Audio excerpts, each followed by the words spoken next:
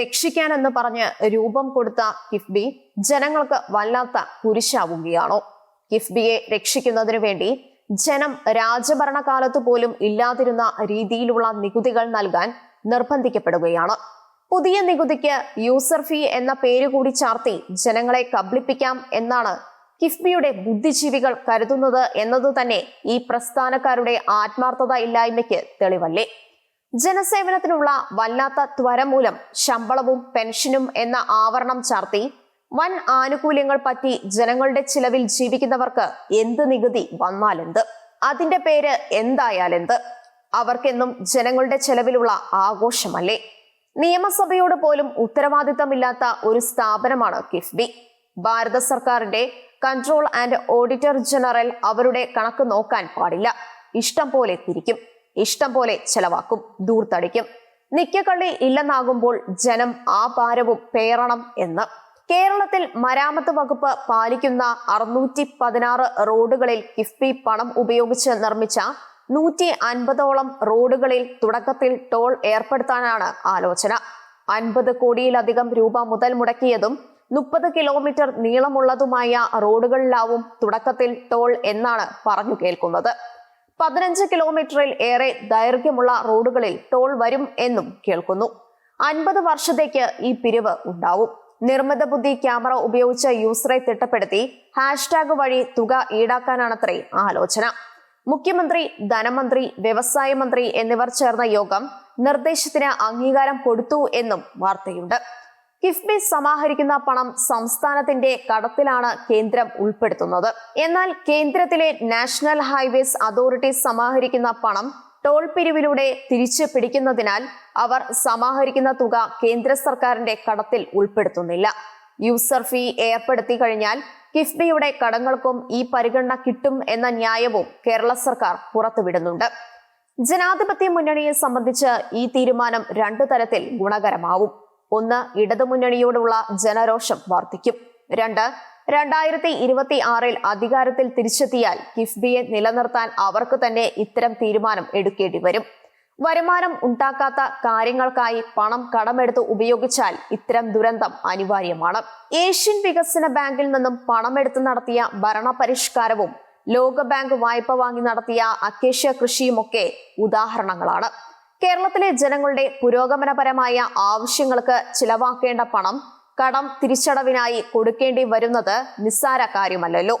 Revenue വരുമാനത്തിന്റെ 87% ജീവനക്കാർക്ക് ശമ്പളമായി കൊടുക്കേണ്ടി വരുന്ന സർക്കാരാണ് കേരളത്തിലേത്. അടുത്ത വർഷം പുതിയ ശമ്പള പരിഷ്കരണ കമ്മീഷനെ നിയോഗിച്ച് കയ്യടി നേടും. പക്ഷേ കഴിഞ്ഞ പരിഷ്കരണത്തിന്റെ കുടിശ്ശിക ഇനിയും കൊടുത്തിട്ടില്ല. അതെല്ലാം 2026 വരുന്ന സർക്കാരിന്റെ തലയിലാവും വരിക. ഇടതുപക്ഷം തന്നെ വന്നാൽ ജീവനക്കാർ ഇപ്പോഴത്തെ പോലെ നിശബ്ദത പാലിക്കും. എന്നാൽ ജനാധിപത്യ മുന്നണി വന്നാലോ സമരങ്ങളുടെ കൊടുങ്കാറ്റ് തന്നെ അഴിച്ചുവിടും.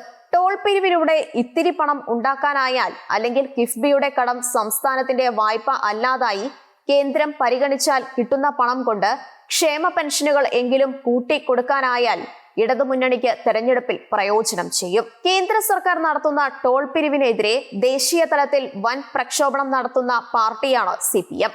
അവർ നടത്തുന്ന സമരങ്ങളുടെ ആത്മാർത്ഥത തെളിയിക്കുന്ന ഒരു സംഭവം കൂടിയാവുകയാണ് കിഫ്ബിയുടെ ഈ ആലോചന. സർക്കാർ ജീവനക്കാരുടെ ക്ഷാമബത്ത വർധനയ്ക്ക് വേണ്ടി സമരം ചെയ്യുന്ന CPMന്റെ സർക്കാർ ഭരിക്കുന്ന കേരളത്തിൽ സംസ്ഥാന സർക്കാർ ജീവനക്കാർക്ക് എത്രയാണ് ക്ഷാമബത്ത ഗഡുക്കളുടെ കുടിശ്ശിക? കിഫ്ബിയുടെ നിർമ്മിതികൾക്ക് യൂസർ ഫീ ഏർപ്പെടുത്താൻ അവരുടെ നിയമത്തിൽ വകുപ്പുണ്ട്. ഇത്തരം ഒരു നിർദ്ദേശം 1ാം പിണറായി സർക്കാരിന്റെ കാലത്ത് ഉണ്ടായതാണ്. അന്നത്തെ മരാമത്ത് മന്ത്രി G. സുധാകരൻ ശക്തമായി എതിർത്തതുകൊണ്ട് നടപ്പാക്കാനായില്ല. ഇപ്പോൾ നടപ്പാക്കാതെ വേറെ വഴി ഇല്ലാതായിരിക്കുന്നു. ഭാരതത്തിൽ ഏറ്റവും കൂടുതൽ വാഹന നികുതി ഈടാക്കുന്ന സംസ്ഥാനമാണ് കേരളം. പുതിയ നികുതി കൂടി വന്നതോടെ ചില റോഡുകളിൽ ഇരട്ട ടോൾ വരും. സംസ്ഥാനത്തിന്റെ വരുമാന പ്രതിസന്ധി മറികടക്കുന്നതിന് വിഭവ സമാഹരണം നടത്തുന്നതിന് ധനമന്ത്രിയായിരുന്ന തോമസ് ഐസക്കും കൂട്ടുകാരും ചേർന്ന് രൂപാന്തരപ്പെടുത്തിയ കിഫ്ബി ആരെയെല്ലാം കുടുക്കിലാക്കും എന്ന് കണ്ടറിയണം. 1999 നവംബർ 11 കിഫ്ബി ആരംഭിച്ചത്. 2016 ഇടത് സർക്കാർ കിഫ്ബിയുടെ ചട്ടങ്ങൾ പരിഷ്കരിച്ചു. മോട്ടോർ വാഹന നികുതി വരുമാനത്തിലെ 50% പെട്രോൾ സെസ്സും കിഫ്ബിക്ക് കിട്ടുന്ന നിലയിൽ കാര്യങ്ങൾ ക്രമീകരിച്ചു. കിഫ്ബിയുടെ പണം ഖജനാവിൽ നിക്ഷേപിക്കുകയോ വകുപ്പുകൾ വഴി വിതരണം ചെയ്യുകയോ ഇല്ല. മുഖ്യമന്ത്രി ചെയർമാനും ധനമന്ത്രി വൈസ് ചെയർമാനുമായ ബോർഡാണ് കിഫ്ബിക്കുള്ളത്. മുൻ ചീഫ് സെക്രട്ടറി KM അബ്രഹാമാണ് CEO. കിഫ്ബിക്ക് പണം ഉണ്ടാക്കുന്നതിന് ധനമന്ത്രി ആയിരുന്ന തോമസ് ഐസക്കിന്റെ കാലത്ത് കൊണ്ടുവന്ന പദ്ധതിയാണ് മസാല ബോണ്ട്. മുഖ്യമന്ത്രി പിണറായി വിജയനും അന്നത്തെ ധനകാര്യ സെക്രട്ടറിയും ചീഫ് സെക്രട്ടറിയും എതിർത്തിട്ടും ഐസക് പൊതുവിപണിയിലേക്ക് കൂടിയ പലിശയ്ക്ക് മസാല ബോണ്ടിലൂടെ പണം സമാഹരിക്കുവാൻ തീരുമാനിച്ചു. നിക്ഷേപം ആകർഷിക്കുന്നതിന് ഇന്ത്യൻ രൂപയിൽ വിദേശത്ത് ഇറക്കുന്ന കടപ്പത്രമാണ് മസാല ബോണ്ട്. ഇന്റർനാഷണൽ ഫിനാൻസ് കോർപ്പറേഷനാണ് പദ്ധതിക്ക് മസാല ബോണ്ട് എന്ന പേര് കൊടുത്തത്. കേരള സർക്കാരിന് വേണ്ടി കിഫ്ബിയാണ് ഇതിറക്കുന്നത്. 2019 ജനുവരി 17 ചേർന്ന കിഫ്ബി ജനറൽ ബോഡി യോഗമാണ് മസാല ബോണ്ട് ഇറക്കാൻ തീരുമാനിച്ചത്. ഉയർന്ന പലിശ വാഗ്ദാനം ചെയ്യണമെന്ന് അന്നത്തെ CEO നിർദ്ദേശിച്ചു. ആഭ്യന്തര കടപ്പത്രങ്ങളെക്കാൾ പലിശ നൽകി എന്തിന് മസാല ബോണ്ട് ഇറക്കണം എന്ന് ധനസെക്രട്ടറി ആശങ്ക പ്രകടിപ്പിച്ചു. അന്നത്തെ ചീഫ് സെക്രട്ടറി ടോം ജോസും എതിർത്തു. ഉയർന്ന പലിശ കൊടുത്താലേ മുന്നോട്ട് പോകാൻ ആവൂ എന്ന് CEO KM അബ്രഹാം യോഗത്തിൽ വാദിച്ചു. ഐസക്കിന്റെ നിർബന്ധത്തിന് വഴങ്ങി ബോർഡ് തീരുമാനമെടുത്തു. കിഫ്ബിയുടെ 2150 കോടിയുടെ മസാല ബോണ്ട് ഇടപാടുകൾ ഭരണഘടനാ വിരുദ്ധമാണെന്ന് കൺട്രോളർ ആൻഡ് ഓഡിറ്റർ ജനറൽ കണ്ടെത്തി.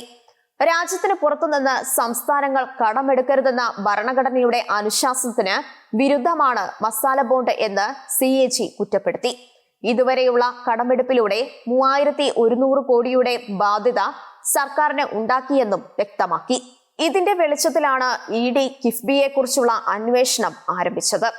വിദേശ നാണയ വിനിമയ ചട്ടം കിഫ്ബി ലംഘിച്ചതായാണ് EDയുടെ കണ്ടെത്തൽ. ചോദ്യം ചെയ്യലിന് ഹാജരാകുവാൻ 4 വട്ടം ഐസക്കിനോട് ED ആവശ്യപ്പെട്ടു. 2 സമൻസിനെ ഹൈക്കോടതിയിൽ ഐസക് ചോദ്യം ചെയ്തു. അനുകൂലമായി വിധി സമ്പാദിച്ചു. അത് തുടർന്ന് ED സമൻസ് പിൻവലിച്ചു. 1.5 വർഷം കഴിഞ്ഞ് 2024 ജനുവരി 12 ഹാജരാകുവാൻ ആവശ്യപ്പെട്ട് വീണ്ടും സമൻസ് അയച്ചു. അതിന് പറ്റില്ലെന്ന് പറഞ്ഞപ്പോൾ ജനുവരി 22 ഹാജരാകുവാൻ ആവശ്യപ്പെട്ടു. അതിനുള്ള മറുപടിയിൽ ബോണ്ട് വിതരണം ചെയ്യുവാനുള്ള തീരുമാനം തന്റേത് മാത്രമല്ലെന്നും ബോർഡ് ഒന്നാകെ തീരുമാനിച്ചതാണെന്നും ഐസക് മറുപടി കൊടുത്തു. ഐസക്കിന്റെ വാദം ശരിയല്ലെന്ന് കാണിക്കുന്നതിനുള്ള തെളിവുകൾ ED പുറത്തുവിട്ടു. ഐസക് യോഗത്തിൽ ശക്തമായ സമ്മർദ്ദം ചെലുത്തിയാണ് തീരുമാനം എടുപ്പിച്ചത് എന്നതിന്റെ മിനിറ്റ്സാണ് ED പുറത്തുവിട്ടത്. എങ്കിലും ഐസക്കിന്റെ മറുപടിയോടെ കേസ് പുതിയ വിധാനത്തിൽ എത്തുന്നു. മുഖ്യമന്ത്രി അടക്കമുള്ളവരെ ചോദ്യം ചെയ്യുന്നതിനെ വിളിക്കുവാൻ EDക്കാവുന്നു. കരിവണ്ണൂരിലെ മാപ്പുസാക്ഷിയെ പോലെ കിഫ്ബിയിലും മാപ്പുസാക്ഷികൾ ഉണ്ടാവുമോ? ആരെല്ലാമാവും കുടുങ്ങാൻ പോവുക? ശിവശങ്കർക്ക് പുതിയ മുഖങ്ങൾ ഉണ്ടാവുമോ? ഏതായാലും ED പതിവ് പോലെ ആരംഭശൂരത്വം കാണിച്ചു പിൻവാങ്ങി. ഇപ്പോൾ ആ കേസൊന്നുമില്ല. കിഫ്ബി സമാന്തര സർക്കാർ പോലെ പ്രവർത്തിക്കുന്നു എന്ന ആരോപണം പണ്ടേ ഉണ്ട്. സംസ്ഥാനത്തെ പൊതുമരാമത്ത് വകുപ്പിനെ നോക്കുകുത്തിയാക്കി മിക്കവാറും മരാമത്ത് ജോലികളെല്ലാം കിഫ്ബിയാണ് നടത്തുക. മരാമത്ത് വകുപ്പിലെ എഞ്ചിനീയർമാർ സർക്കാർ ശമ്പളം വാങ്ങി വെറുതെ ഇരിക്കുമ്പോൾ കിഫ്ബി വൻ പ്രതിഫലം നൽകി ഉപദേശകരെ നിയമിച്ച് ഈ പണം ചെലവാക്കുന്നു. ഊരാലുങ്കുകാർക്കാണ് പണി കിട്ടുക. അക്കൗണ്ടിന്റെ ജനറലിന് കിഫ്ബിയുടെ കണക്കുകൾ പരിശോധിക്കാനാവില്ലെന്നാണ് വെപ്പ്. നിയമസഭയ്ക്കും കാര്യമായ അധികാരം കിഫ്ബിയുടെ മേൽ ഇല്ല. കിഫ്ബി സമാഹരിക്കുന്ന പണം സംസ്ഥാന സർക്കാരിന്റെ വായ്പയായി കണക്കാക്കാമെന്ന് കേന്ദ്രം തീരുമാനിച്ചതോടെ കിഫ്ബി ഫലത്തിൽ സംസ്ഥാനത്തിന് ബാധ്യതയായി. കിഫ്ബിയിലെ ഉദ്യോഗസ്ഥരെല്ലാം മിക്കവാറും ഇടതുകാരായതുകൊണ്ട് കിഫ്ബി നിലനിൽക്കുന്നു. വൻ ശമ്പളമാണ് ജീവനക്കാർക്കും ഉപദേശകർക്കും എല്ലാം. ആഘോഷങ്ങളെല്ലാം കഴിയുമ്പോൾ ദൂർത്ത് മുഴുവൻ ജനം താങ്ങണം പോലും. കേരളത്തിലെ മരാമത്ത് വകുപ്പിനെ നോക്കുകുത്തിയാക്കിയാണ് കിഫ്ബിയും ഉരുളുങ്കലും ചേർന്ന് അവർ ചെയ്യേണ്ട കാര്യങ്ങൾ ചെയ്യുന്നത്. മരാമത്ത് വകുപ്പിൽ 8 ചീഫ് എഞ്ചിനീയർമാരും 25 സൂപ്രണ്ടിംഗ് എഞ്ചിനീയർമാരും 76 എക്സിക്യൂട്ടീവ് എഞ്ചിനീയർമാരും 289 അസിസ്റ്റന്റ് എക്സിക്യൂട്ടീവ് എഞ്ചിനീയർമാരും 639 അസിസ്റ്റന്റ് എഞ്ചിനീയർമാരും അടക്കം 9494 ജീവനക്കാരും സപ്പോർട്ടിംഗ് സ്റ്റാഫും ടെമ്പററി ജീവനക്കാരും സർക്കാർ ശമ്പളം വാങ്ങുന്നുണ്ട്. ഇവരെ പ്രയോജനപ്പെടുത്തിയില്ലെങ്കിൽ സർക്കാരിനാണ് നഷ്ടം. കിഫ്ബിയും ഉരുളുങ്കലും എല്ലാം ഏറ്റെടുക്കുന്നതിന് മുമ്പ് G. സുധാകരൻ മരാമത്ത് മന്ത്രി ആയിരുന്ന കാലത്ത് ഉണ്ടാക്കിയ റോഡുകൾ എത്ര കാലം ചീത്തയാകാതെ നിന്നു എന്നും ഇപ്പോഴത്തെ റോഡുകളുടെ കാലാവധി എത്രയാണെന്നും ചിന്തിക്കുന്നത് നല്ലതാണ്. Kerala state transport projects, road bridges development corporation, road fund board, road infrastructure company, പ്രതീക്ഷ ബസ് ഷെൽട്ടേഴ്സ് തുടങ്ങിയ സംവിധാനങ്ങൾ വേറെയുമുണ്ട്. വെള്ളാനകൾ കടമെടുത്ത് ഇവർക്കെല്ലാം ശമ്പളവും പെൻഷനും കൊടുക്കുന്നു. കിഫ്ബിയുടെ ചെലവുകൾ പണ്ടേ അമ്പരപ്പിക്കുന്നതാണ്. ഉപദേശകർക്കും ജീവനക്കാർക്കുമെല്ലാം കൂറ്റൻ ശമ്പളമാണ്. പിണറായി പറയുന്നത് പോലെ തുള്ളിയ എല്ലാ ചീഫ് സെക്രട്ടറിമാർക്കും പുനർനിയമനം കൊടുത്തിട്ടുണ്ട്. അതിലൊരാൾ VP ജോയ് അനുവാദം ഉള്ളതിലും 20 ലക്ഷം രൂപ അധികം വാങ്ങി എന്ന് അക്കൗണ്ടന്റ് ജനറൽ ചൂണ്ടിക്കാട്ടി. ഒരിക്കൽ സെൻട്രൽ പ്രൊവിഡന്റ് ഫണ്ട് കമ്മീഷണർ ആയിരുന്നു ഈ ഉദ്യോഗസ്ഥൻ. അന്ന് നാട്ടിലെ പ്രൊവിഡന്റ് ഫണ്ട് പെൻഷൻമാരുടെ പെൻഷൻ തുക വർദ്ധിപ്പിക്കുന്നതിനെ ശക്തമായി എതിർത്ത ആളുമാണ്. ഭാരതത്തിലെ 23 ലക്ഷം PF പെൻഷൻകാർക്ക് 1000 രൂപയാണ് പ്രതിമാസം പെൻഷൻ. സംസ്ഥാനങ്ങൾ നൽകുന്ന ക്ഷേമ പെൻഷനുകൾ പോലും അതിനപ്പുറമാണ്. ഈ തുക വർദ്ധിപ്പിക്കുവാൻ തടസ്സം നിന്ന ഉദ്യോഗസ്ഥനാണ് ലക്ഷങ്ങൾ പ്രതിമാസ ശമ്പളം ഉള്ളപ്പോഴും 20 ലക്ഷം രൂപ സർക്കാരിൽ നിന്നും അധികം വാങ്ങിയത്. അത് അവരുടെ കാവ്യനീതി. നികുതികളും കുടിശ്ശികകളും പിരിച്ചെടുക്കുന്നതിനും നികുതിയേതര വരുമാനം ഉണ്ടാക്കാനും അനാവശ്യ ചെലവുകൾ ഇല്ലാതാക്കാനും സാധിക്കാതെ എല്ലാം തുടർന്നുകൊണ്ട് സംസ്ഥാനത്തിന്റെ സാമ്പത്തിക നില മെച്ചപ്പെടുത്താനാവില്ല. മന്ത്രിമാരും MLA-മാരും മുതലുള്ളവർ ഈ സാമ്പത്തിക അച്ചടക്കം പാലിക്കണം. അവരുടെ പ്രതിഫലം നിയന്ത്രിക്കണം. കേരളത്തിന്റെ ഇന്നത്തെ സാഹചര്യത്തിൽ മന്ത്രിമാർക്ക് പ്രതിമാസം 700 രൂപ ശമ്പളം വേണ്ടെന്നും തുക 500 രൂപയാക്കുകയാണെന്നും പറഞ്ഞ EMSന്റെ നാടാണിത്. ഇന്ന് MLA-മാർക്ക് എന്തെല്ലാമാണ് അലവൻസുകൾ. ക്ഷേമ പെൻഷൻ കൊടുക്കാൻ പണവുമില്ല. അത് പറഞ്ഞ് പെട്രോളിന് 2 രൂപ സെസ്സും സർക്കാർ ചുമത്തുന്നു. തദ്ദേശ സ്ഥാപനങ്ങൾ കിട്ടാനുള്ള നികുതി പിരിക്കുന്നില്ല. സംസ്ഥാന സർക്കാർ കൊടുക്കുന്ന പണം കൊണ്ട് ആവശ്യം നടത്തുന്നു. വൈദ്യുതി ബോർഡിലും വാട്ടർ അതോറിറ്റിയിലെയും എത്ര കോടിയാണ് വർഷങ്ങളായി കുടിശ്ശിക ഉള്ളത്.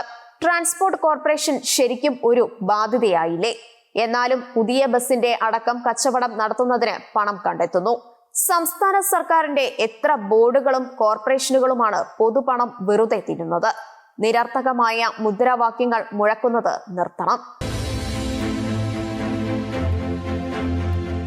കേന്ദ്ര ബജറ്റിൽ ഒന്നും ഇല്ലെന്ന് പറയുന്നവർക്ക് എന്തുണ്ട് എന്ന് അറിയാമോ? ആദായ നികുതിയുടെ പരിധി 12 ലക്ഷമാക്കിയത് ഇടത്തരക്കാർക്ക് വളരെ പ്രിയപ്പെട്ട കാര്യമാണ്.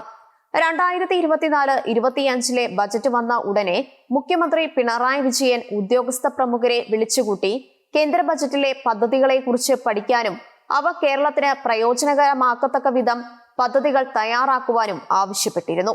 അതുതന്നെയാണ് വേണ്ടത്. ഉള്ളത് ഉപയോഗിക്കപ്പെടണം. എന്നാൽ കണ്ണൂരിൽ CPM ജില്ലാ സമ്മേളനം ഉദ്ഘാടനം ചെയ്ത് നടത്തിയ പ്രസംഗത്തിൽ വ്യത്യസ്ത സമീപനമാണ് അദ്ദേഹം കൈക്കൊണ്ടത്. കേന്ദ്രം കേരളത്തിന് സാമ്പത്തിക ഉപരോധം ഏർപ്പെടുത്തുകയാണ് എന്ന് മുഖ്യമന്ത്രി അവിടെ പറഞ്ഞു. ഇത്തരം സമീപനം രാഷ്ട്രീയമായി ഗുണം ചെയ്തേക്കാം എങ്കിലും നാടിന് ഗുണം ചെയ്യില്ല. BJP-കാരുടെ കണക്ക് വ്യത്യസ്തമാണ്. UPA സർക്കാരിന്റെ 10 വർഷം കൊണ്ട് കിട്ടിയതിന്റെ 3 ഇരട്ടി മോദി സർക്കാർ നൽകി എന്നാണ് അവരുടെ കണക്ക്. 2004 മുതൽ 14 വരെ 46,000 കോടി രൂപയാണ് കേരളത്തിന് ലഭിച്ചതെങ്കിൽ 2015 മുതൽ 25 വരെ 1,57,000 കോടി രൂപ കിട്ടി എന്നാണ് K. സുരേന്ദ്രന്റെ കണക്ക്. റെയിൽവേയുടെ കാര്യത്തിൽ UPA കാലത്ത് വർഷം 370 കോടിയാണ് കിട്ടിയിരുന്നത്. ഈ വർഷം 3,042 കോടി കിട്ടി, സുരേന്ദ്രൻ പറയുന്നു. കേരളത്തിന് പ്രത്യേക പരിഗണന വേണമെങ്കിൽ പ്രത്യേകമായ പിന്നോക്കാവസ്ഥ ഉണ്ടാകണമെന്ന് കേന്ദ്രമന്ത്രി ജോർജ് കുര്യൻ പറഞ്ഞത് വലിയ വിവാദമായി. കേന്ദ്ര സഹായം വിതരണം ചെയ്യുന്നതിനുള്ള മാനദണ്ഡങ്ങൾ അനുസരിച്ച് അതാണ് സ്ഥിതി. കേരളം അന്യസംസ്ഥാനക്കാരുടെ പോലും ഗൾഫാണ്. അന്യസംസ്ഥാന തൊഴിലാളികൾ കൂട്ടത്തോടെ ഇവിടെ വന്ന് പണമുണ്ടാക്കുന്നു. കേരളം ഉറക്കത്തിലാണ്. കുടിയേറ്റക്കാരുടെ സഹായം കൊണ്ട് ജീവിതം ആഘോഷിക്കുന്നു. അത് നിലച്ചാലോ? പാഴായി കിടക്കുന്ന തൊടികൾ, ടാപ്പ് ചെയ്യാത്ത റബ്ബർ മരങ്ങൾ, പച്ചക്കറികൾക്ക് പോലും അന്യസംസ്ഥാനങ്ങളെ ആശ്രയിക്കുന്നു. എന്നിട്ടും കേരളം വികസന മാതൃകയാണെന്ന് ചിത്രീകരിക്കപ്പെടുന്നു. ജോർജ് കുര്യന്റെ വാക്കുകൾ രാഷ്ട്രീയമായി വക്രീകരിക്കപ്പെട്ടത് കണ്ടപ്പോൾ അദ്ദേഹം ശക്തമായി തിരിച്ചടിച്ചു. ചൂരൽമല പിളർന്നപ്പോൾ കേരള മുഖ്യമന്ത്രി ഉറങ്ങുകയായിരുന്നു. പ്രധാനമന്ത്രിയാണ് വിളിച്ചുണർത്തി സഹായ സംഘത്തെ അയച്ചത്. കേരളം പിടിച്ചു നിൽക്കുന്നത് കേന്ദ്ര സഹായം മൂലമല്ലേ? കുര്യൻ ചോദിച്ചു. ജോർജ് കുര്യനും സുരേഷ് ഗോപിയും കേരളത്തിന് ശാപമാണെന്ന് കോൺഗ്രസിലെ കെ മുരളീധരൻ പറഞ്ഞപ്പോൾ കേരളത്തിൽ നിന്നും 2 ക്യാബിനറ്റ് മന്ത്രിമാർ അടക്കം 1/2 ഡസൻ മന്ത്രിമാർ ഉണ്ടായിരുന്ന കാലം ജനം ഓർത്തു. അവർ കേരളത്തിനു വേണ്ടി എന്ത് ചെയ്തു? ഒറ്റ ചോദ്യം മാത്രം, എന്തേ അന്ന് എയിംസ് വന്നില്ല? നിസ്സാരമായ വാക്കുകളിൽ പോലും ജാതി കാർഡ് കളിക്കുന്നതിന് രാഷ്ട്രീയക്കാർ കാണിക്കുന്ന തിടുക്കം അപമാനകരമാണ്. ഡൽഹി മയൂർ വിഹാറിൽ BJP കേരള ഘടകം സംഘടിപ്പിച്ച തെരഞ്ഞെടുപ്പ് പ്രചരണ യോഗത്തിൽ പ്രസംഗിച്ച കേന്ദ്രമന്ത്രി സുരേഷ് ഗോപി ഗോത്ര വിഭാഗത്തിന്റെ ഉന്നമനത്തിന് ഉന്നത കുലജാതർ ആ വകുപ്പിന്റെ മന്ത്രിയാകണം എന്ന് നിർദ്ദേശിച്ചു. മുന്നോക്കക്കാരൻ എന്നാണ് അദ്ദേഹം ഉദ്ദേശിച്ചതെന്ന് വ്യക്തം. ഗോത്രകുലത്തിൽ നിന്നുള്ള മന്ത്രിയെ ഉന്നത കുലത്തിന്റെ ചുമതലക്കാരനാക്കണം എന്നും അദ്ദേഹം നിർദ്ദേശിച്ചു. പട്ടികജാതി പട്ടികവർഗക്കാർക്ക് ബജറ്റിലുള്ള 38,000 കോടി രൂപ ശരിക്കും വിനിയോഗിക്കപ്പെടുവാൻ ഇത്തരം മാറ്റം കൂടുതൽ സഹായകമാകും എന്നും അദ്ദേഹം പറഞ്ഞു. സുരേഷ് ഗോപി ജാതി പറയുന്നു എന്നായി ആക്ഷേപം. അടുത്ത ജന്മത്തിൽ തനിക്ക് നമ്പൂതിരിയായി ജനിക്കണം എന്ന് അദ്ദേഹം പണ്ടെങ്ങോ പറഞ്ഞു എന്ന് ഒരു വാദവും ഉണ്ടായിരുന്നു. ഏതായാലും മന്ത്രി രാജിവെക്കണം എന്നുവരെ ആവശ്യം ഉയർന്നു. താൻ ഹൃദയത്തിൽ നിന്നും നല്ല ഉദ്ദേശത്തോടെ പറഞ്ഞ വാക്കുകളാണിതെന്നും ആരെയെങ്കിലും വേദനിപ്പിച്ചെങ്കിൽ പിൻവലിക്കുന്നു എന്നും അദ്ദേഹത്തിന് പിന്നീട് പറയേണ്ടി വന്നു. ഗോത്രവർഗക്കാരിയെ രാഷ്ട്രപതിയാക്കിയ പാർട്ടിയാണ് BJP, അദ്ദേഹം ഓർമ്മിപ്പിച്ചു. ഇനി സുരേഷ് ഗോപി പറഞ്ഞ നിർദ്ദേശത്തെക്കുറിച്ച് ചിന്തിക്കുക. കേരളത്തിൽ അദ്ദേഹം പറഞ്ഞതുപോലെ ഒന്ന് സംഭവിച്ചിട്ടുണ്ട്. 1991 മുഖ്യമന്ത്രി കെ കരുണാകരനാണ് പട്ടികജാതി പട്ടികവർഗ വകുപ്പെടുത്തത്. അതിനു മുമ്പും അതിനുശേഷവും എത്രയോ പ്രഗത്ഭരായ പട്ടികജാതിക്കാർ ഈ വകുപ്പ് ഭരിച്ചു.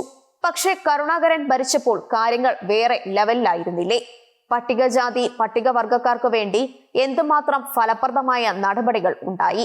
ഭാവന സമ്പന്നനായ CV ആനന്ദബോസ് ആയിരുന്നു അക്കാലത്ത് അദ്ദേഹത്തിന്റെ പ്രൈവറ്റ് സെക്രട്ടറി.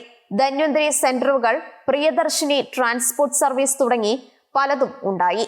പക്ഷെ പിന്നീട് വന്നവർക്കൊന്നും മുന്നോട്ട് കൊണ്ടുപോകാനായില്ല. ഇത്തരം ജാതികളിയുടെ ഒരു പ്രതികരണം BJPയും നടത്തി.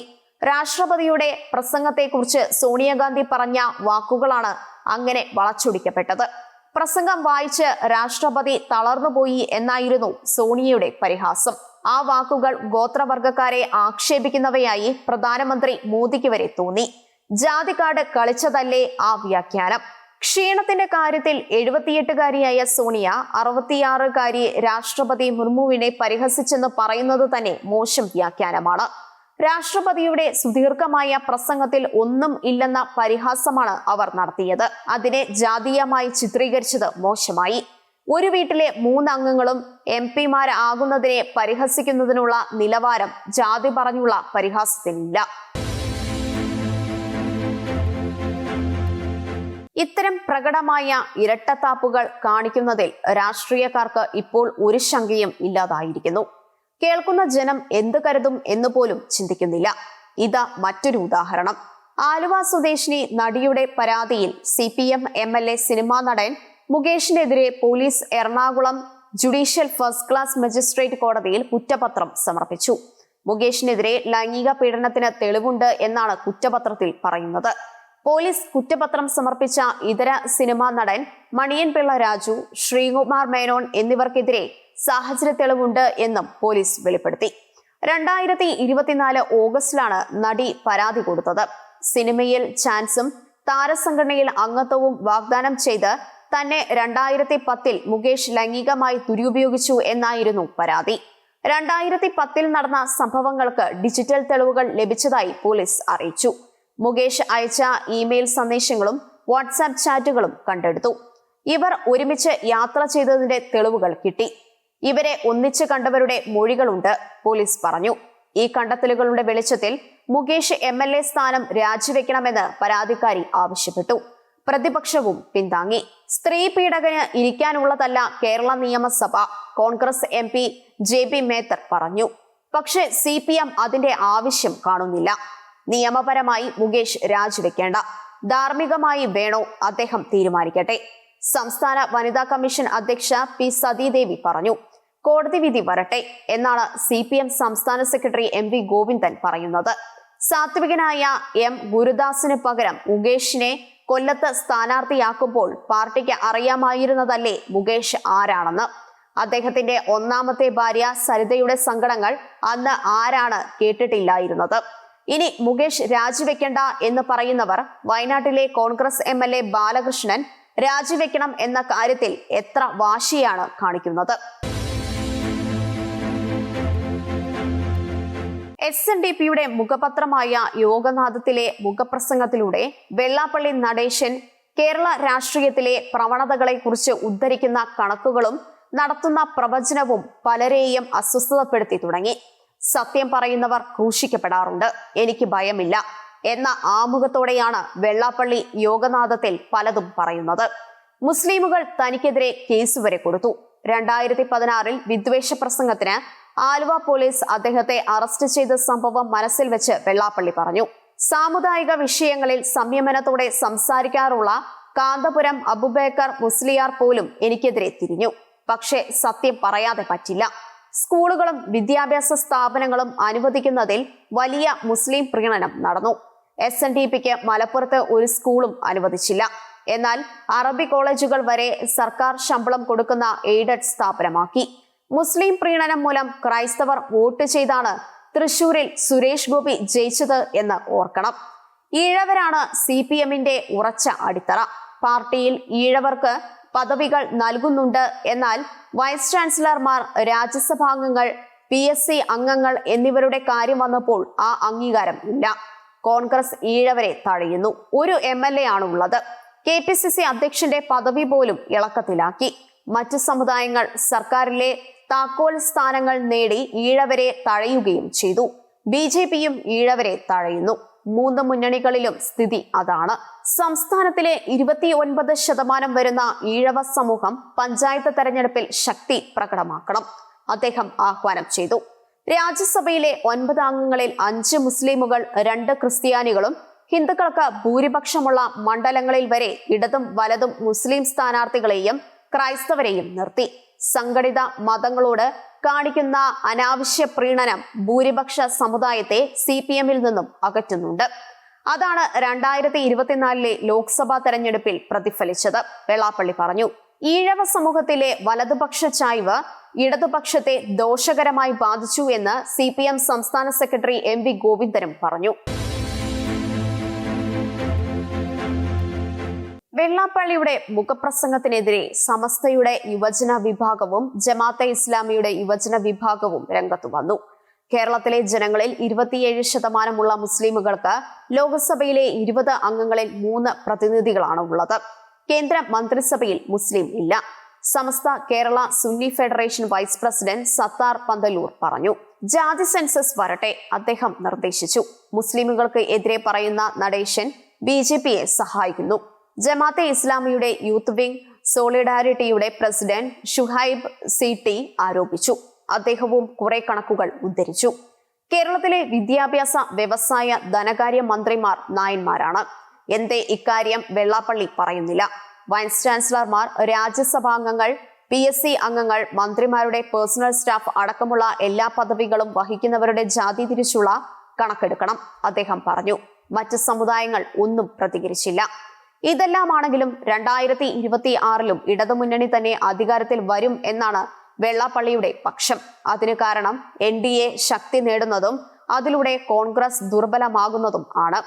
CPMൽ പിണറായിക്ക് പകരം ആരും ഇല്ലെന്ന് നടേശൻ പറയുന്നു. അദ്ദേഹത്തെ മാറ്റാൻ നോക്കിയാൽ വിനാശകരമാവും ഫലം. നടേശൻ മുന്നറിയിപ്പ് കൊടുത്തു. കോടിയേരിയെ പോലെയുള്ള നേതാക്കളെ CPM വളർത്തുന്നില്ല എന്ന ആക്ഷേപവും നടേശനുണ്ട്. മുഖ്യമന്ത്രിയുടെ ഓഫീസിലെ ചിലരുടെ പ്രവർത്തനം സർക്കാരിന് ദോഷമുണ്ടാക്കുന്നു എന്ന മുന്നറിയിപ്പും അദ്ദേഹം നൽകി. തന്റെ നിരീക്ഷണങ്ങളെ നല്ല ഉദ്ദേശത്തോടെ കാണണമെന്നും അദ്ദേഹം അഭ്യർത്ഥിച്ചു. 2026 നിയമസഭാ തെരഞ്ഞെടുപ്പിൽ ജനാധിപത്യ മുന്നണിയുടെ ക്യാപ്റ്റൻ ആരാവും എന്ന ചോദ്യം അവർക്ക് തന്നെ വിനാശകരമാകുന്ന മാനം കൈവരിക്കുകയാണ്. കോൺഗ്രസിൽ സ്ഥാനമോഹികൾ പലരുണ്ട്. ഇവർ തെരഞ്ഞെടുപ്പിന് ശേഷം തങ്ങളുടെ പദവി ഉറപ്പിക്കാനാണ് തെരഞ്ഞെടുപ്പ് കാലത്ത് തന്നെ കളിച്ചുകൂടുന്നില്ല. അതുണ്ടായാൽ ഇടതുമുന്നണിക്ക് ധാരാളം മതിയാവും. തലസ്ഥാനത്തെ ടാഗോർ തിയേറ്ററിൽ ബഹ്റിൻ സർക്കാരിന്റെ പരമോന്നത ബഹുമതി നേടിയ വ്യവസായി രവി പിള്ളയെ ആദരിക്കുന്നതിന് നടന്ന സർവകക്ഷി യോഗമായ രവി പ്രഭ പരിപാടിയിൽ മുഖ്യമന്ത്രി പിണറായി പറഞ്ഞതാണ് സത്യം. BJP നേതാക്കളായ ഗോവ ഗവർണർ PS ശ്രീധരൻ പിള്ള, മുൻ കേന്ദ്രമന്ത്രി V മുരളീധരൻ, കോൺഗ്രസ് നേതാക്കളായ VD സതീശൻ, രമേശ് ചെന്നിത്തല തുടങ്ങിയവർ ചടങ്ങിലുണ്ടായിരുന്നു. സ്വാഗത പ്രസംഗം നടത്തിയ G രാജ്മോഹൻ രമേശ് ചെന്നിത്തലയെ ഭാവി മുഖ്യമന്ത്രി എന്ന് വിശേഷിപ്പിച്ചു. അതിനോട് പ്രതികരിച്ച് മുഖ്യമന്ത്രി പറഞ്ഞു, സ്വാഗത പ്രസംഗകൻ രാഷ്ട്രീയം പറയില്ലെന്ന് പറഞ്ഞു. എന്നിട്ട് കോൺഗ്രസിൽ വലിയ പ്രശ്നങ്ങളുണ്ടാക്കുന്ന പ്രസ്താവന നടത്തി.